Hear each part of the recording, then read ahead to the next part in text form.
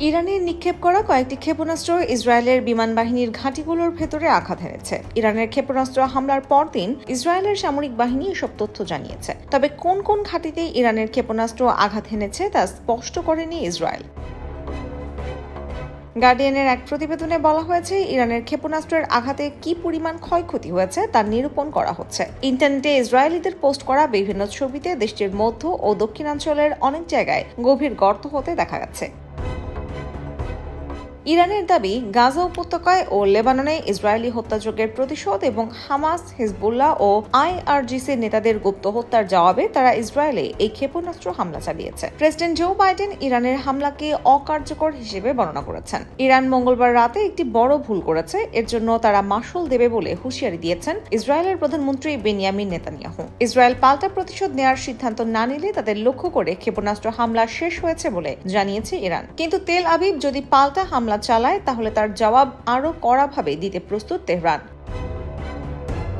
এমনিতেই গাজায় এই শতাব্দীর সবচেয়ে নৃশংসতম হামলা চালিয়ে মানবাধিকার লঙ্ঘন করেছে ইসরায়েল। তাতে বিবেকসম্পন্ন মানুষ সহ মুসলিম বিশ্বে ক্ষোভের আগুন জ্বলছে। তার উপর পাশের দেশ লেবাননে হিজবুল্লাহর বিরুদ্ধে ভয়াবহ যুদ্ধ শুরু করেছে ইসরায়েল। সেখানেও তারা আন্তর্জাতিক আইন লঙ্ঘন করে বেসামরিক এলাকায় ভয়াবহ হামলা চালাচ্ছে। এতে বিপুল সংখ্যক সাধারণ মানুষ নিহত হয়েছেন। এর উপর স্থল হামলা শুরু করেছে। ফলে এই উত্তেজনা আকস্মিকভাবে দাবানলের মতো গ্রাস করতে পারে মধ্যপ্রাচ্যকে। অনেক বিশ্লেষক বলছেন, এখান থেকে শুরু হয়ে যেতে পারে তৃতীয় বিশ্বযুদ্ধ। ক্ষোভে ফুঁসছে ইয়েমেনের হুতিরা। ইরাকের রয়েছে কড়া বার্তা। তুরস্কের প্রেসিডেন্ট রিসেপ তাইপ এরদোয়ান সাবধান করেছেন।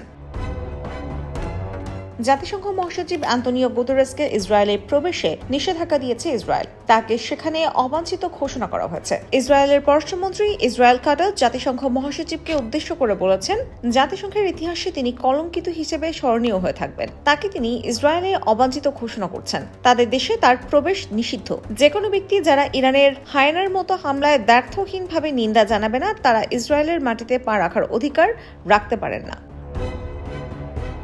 মধ্যপ্রাচ্যের এই পরিস্থিতিকে উদ্বেগজনক বলেছে রাশিয়া। ক্রেমলিনের মুখপাত্র দিমিত্রি পেসকভ বলেছেন, পরিবর্তিত পরিস্থিতি সবচেয়ে উদ্বেগজনক। যা ঘটছে তার প্রেক্ষিতে তারা সব পক্ষকে সংযত থাকার আহ্বান জানায়। এই নিয়ে সব পক্ষের সঙ্গে যোগাযোগ করেছে রাশিয়া। যেসব হামলায় বেসামরিক মানুষ নিহত হন তার নিন্দা জানিয়েছে তারা।